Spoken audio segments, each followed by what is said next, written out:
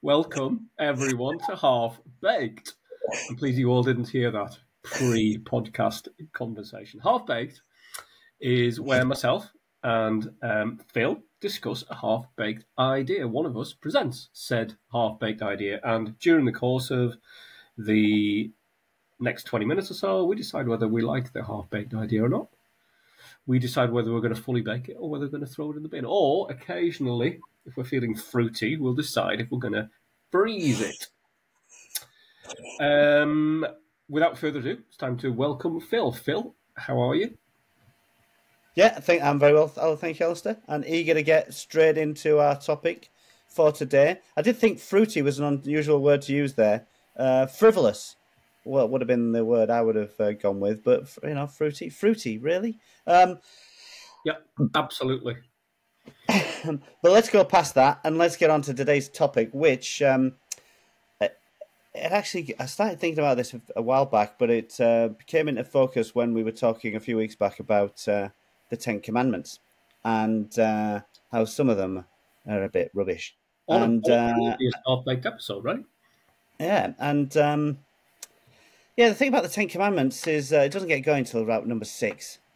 So what are the point number first few? And the first few are so easy to break.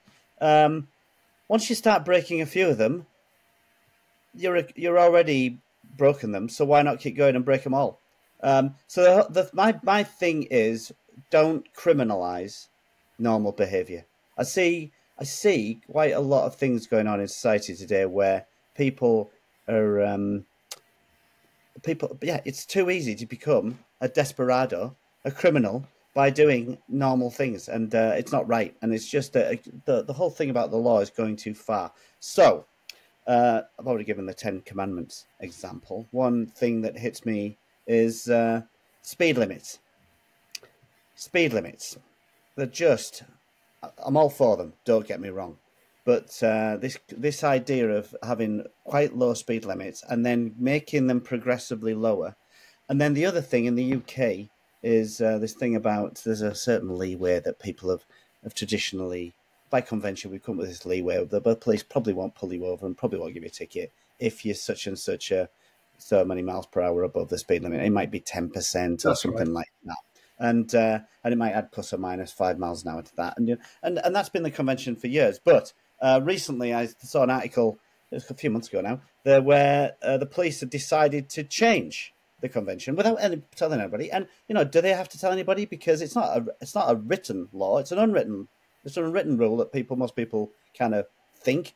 And so they think they can get away with going a little bit over the speed limit. But the police in this certain area of London have decided, no, that we're going to do away with that. And anybody, they're going to drop that leeway. And they've pulled over loads and loads and loads and loads of people, not surprisingly, and generated loads of cash for the borough. Now, well done, policemen, for generating cash for the borough. But is that really what laws are about? Is that laws just about making money? I don't think it should be. I think it should be about setting laws where the society agrees that this is normal behaviour, and if you step outside it, you're going to get punished in some way because you're going against what we think is right.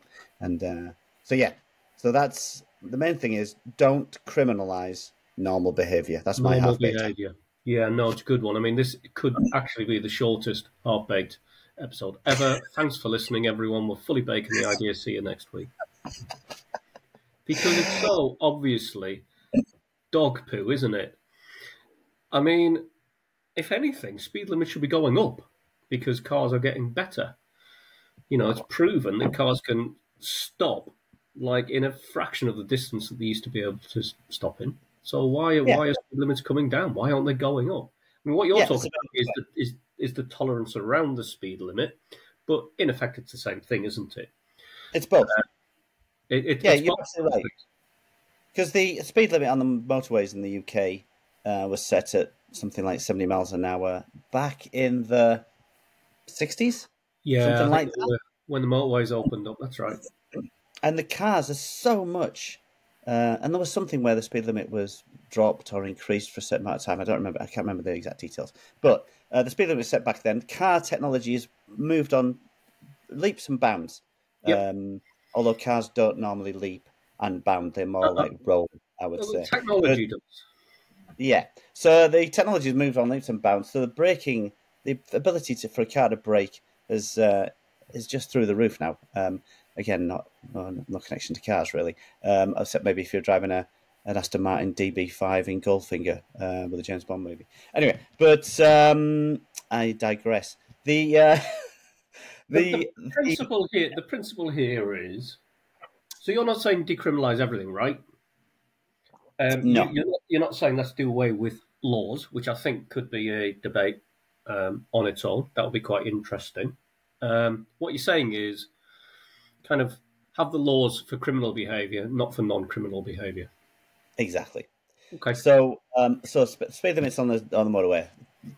Cars are much better. Okay, you've got the thing where people's reaction times maybe haven't improved from the 60s to now. So you've got to bear that in mind. It's not just the performance of the brakes; it's about other things. And but yeah, the speed limit is set a long time ago. Cars are designed.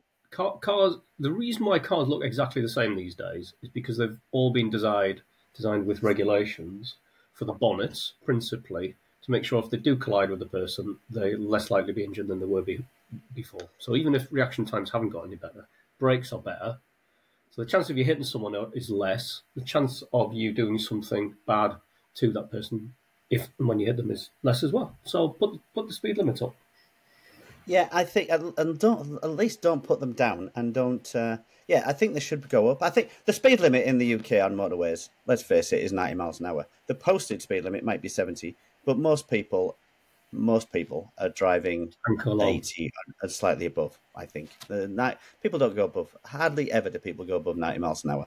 And I think, you know what, based on the excellent roads you have in the UK and the technology that the cars have these days, that's perfectly reasonable. Same with going down country lanes and stuff in the UK.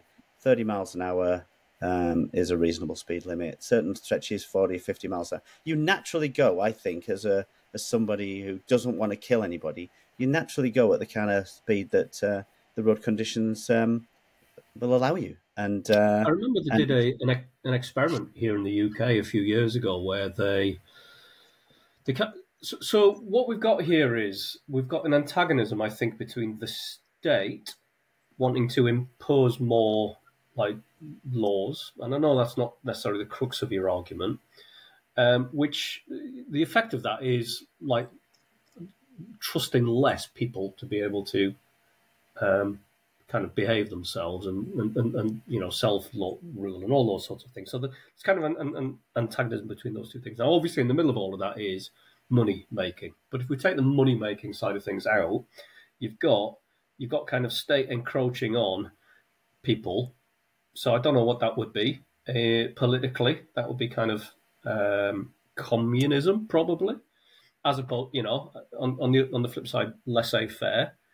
Laissez-faireists would say, look, just let us get on. You know, no one really, you know, okay, we're never going to get away with crime and criminals, but just by bringing in more and more crime, you're going to make more and more things that are criminal. You're going to make more and more criminals out of people. There was an experiment here in the UK about 10 years ago where they removed the middle lines, the dotted lines that you get up the middle of a road. Now, the reason why you've got lines up the middle of the road are to demonstrate to people how fast you should be going along that road, if you can overtake or not, and where it's, you know, safe to overtake, and also where the middle of the road is. And what they found, bear with, you know, this is anecdotal, isn't it? But I'm pretty sure what the data told us was that when they got rid of the middle of the lines up the middle of the road, people slowed down because there weren't any lines in the middle of the road. So that kind of that ability just to sort of be sensible about things. But I agree. I feel like things are going in the opposite direction. Maybe money is ultimately the thing that's causing that, or maybe it's just more state control. I suppose it depends on how conspiratorial you want to be about it. Yeah. So there's that aspect. So don't criminalise normal behaviour. The other thing that hits me is it's in some ways linked, is this thing about getting people to sign up to terms and conditions whenever they install any piece of software, including the latest games on your PlayStation or your Xbox and things. Nobody is ever reading them. No one Ever. reads that stuff, do they?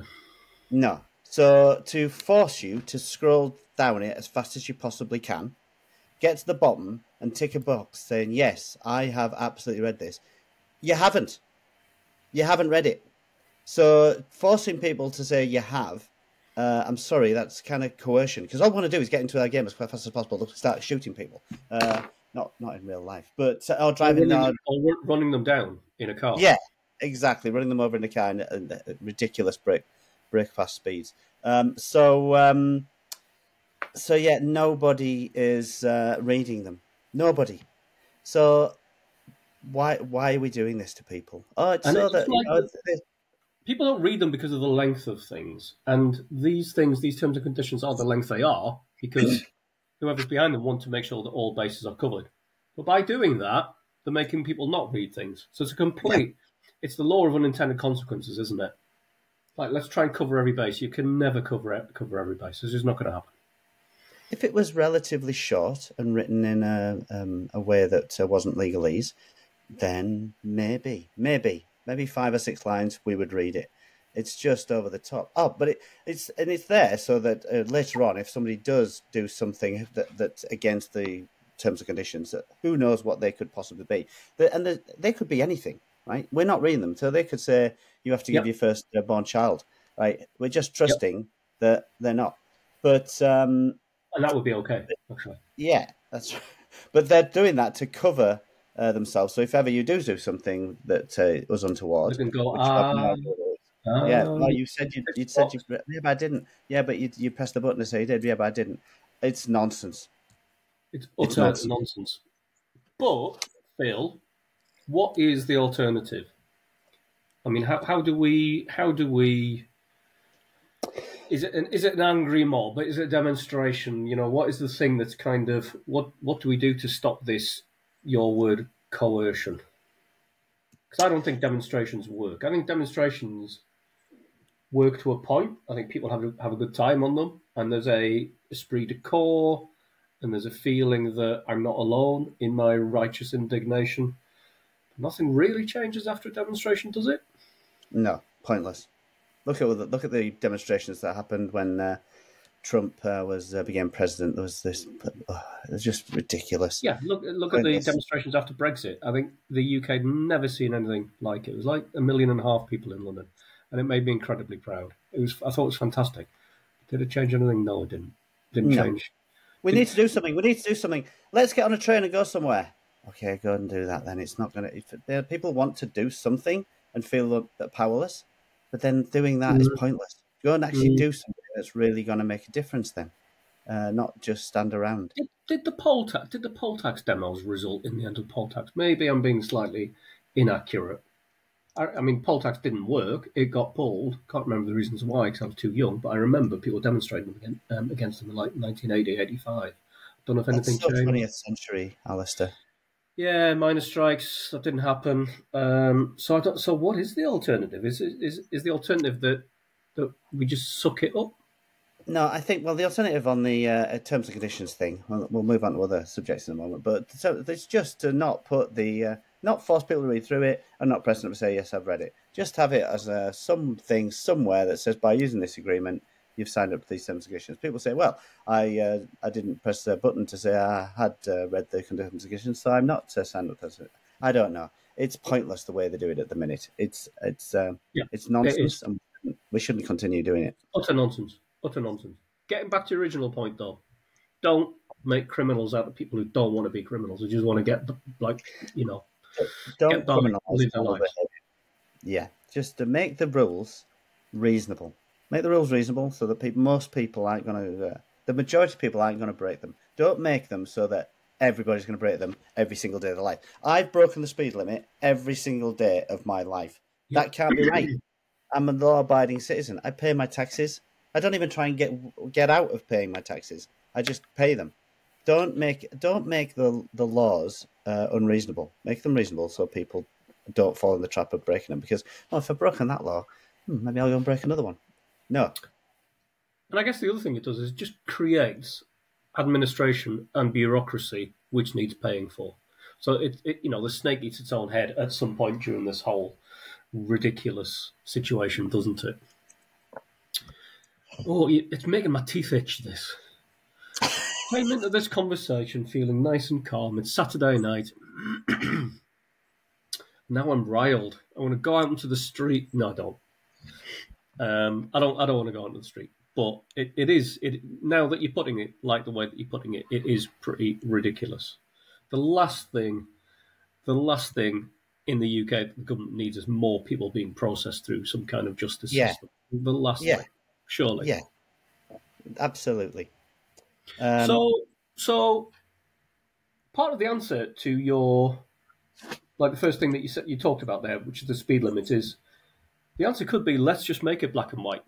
Let's get over the pain that we feel by having a change which hasn't been communicated. Communication was part of the problem, wasn't it? If it had been communicated, it wouldn't feel like people were being entrapped, because that's what it is. It's entrapment, right? If you change a law, don't tell anyone, and they accidentally break the law, you say, we got you.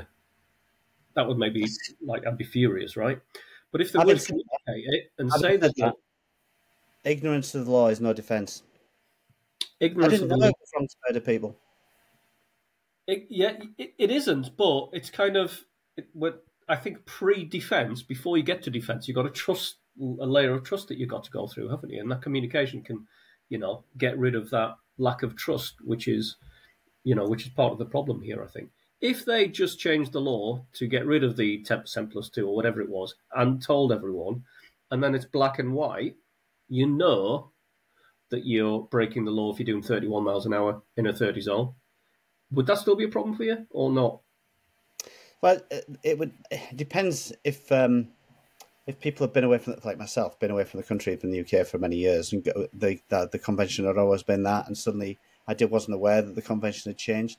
I'd much rather go to the original point, which is just set the speed limit at the reasonable number. So on the motorway, let's set it at 90 miles an hour. That would be a reasonable figure, I think. And then you don't have to have the leeway. If you go above 90, sorry, it's black and white. You went above 90.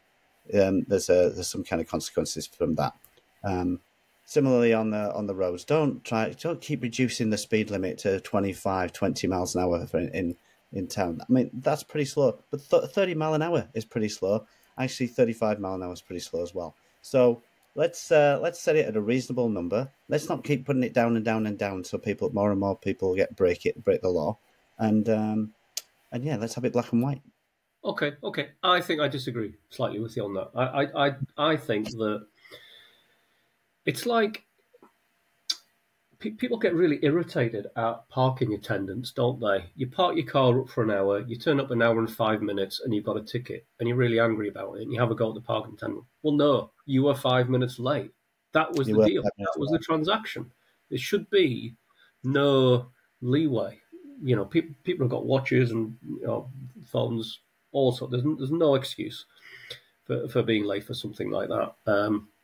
So I think my personal opinion is I think if things are black and white, then it gets rid of all of the knobheads who want to take the mickey, and it lets everyone else just follow the law. Where that law is pitched is another argument, i.e. if it should be 20 miles an hour or 30 miles an hour, that's another argument, isn't it? But by getting rid of that middle ground, that kind of grey area, then I think you're going to decriminalise fewer people. You can't be part of that whole mechanism of creating a lack of trust. I agree. Go on. I thought you said you were going to disagree with me, but I think you just agreed with me. Did I miss something? I think I've done both. and you know what? On the leeway portion on parking, it depends. If you're 5 minutes late, that's not it shouldn't be a £30 fine, right? If you're why? Why? There should be degrees of. But okay. Is it a major criminal thing to be 5 minutes late for a parking? Is it a major thing? Are you going to kill anybody? Are you going to kill anybody as a result of being 5 minutes late? So first of all, it's not criminal, is it? Getting a fine is different from criminal. That's true. Okay, so maybe my example was a bad example. But if it's not the problem is if it's not empirical, then where does it stop? If you're 5 hours late, I'm only 5 hours late. Well, I'm sorry, it's exactly the same if you're 5 minutes late. No one dies at the end of it, but one person. was in need of that car parking space and they couldn't get it. So I think it should be black and white. So I don't know if that means I agree with you or disagree with you, Phil. I think I'm vacillating. There's a fence and I'm just jumping over it. I'm leaping like a lord from one side. The fence is in a field for some reason. I'm leaping from one field into the other over said fence, and it just depends on when we choose to end this episode as to which side of the fence I'll be on. There's no grey area.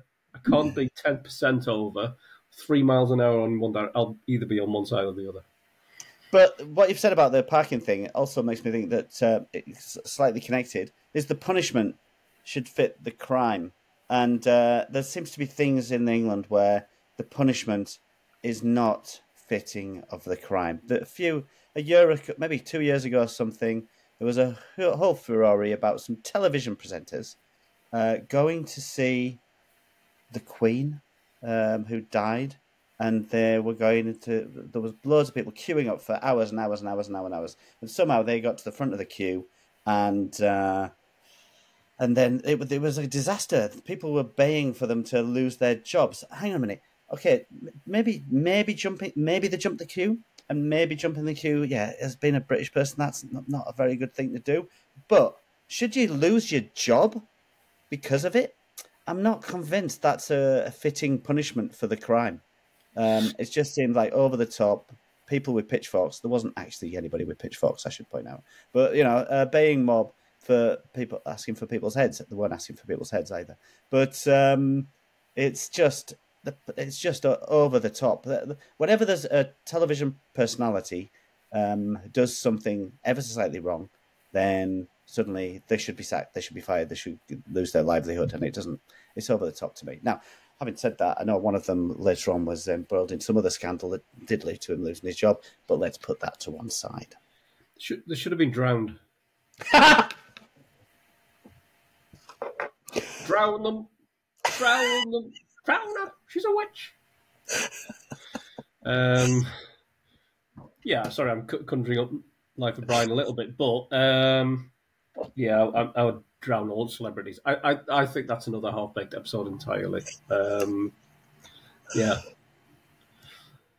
Cool. Okay, well, you know what? We've been around and around with this one. I know where I stand. I think I've made it pretty clear.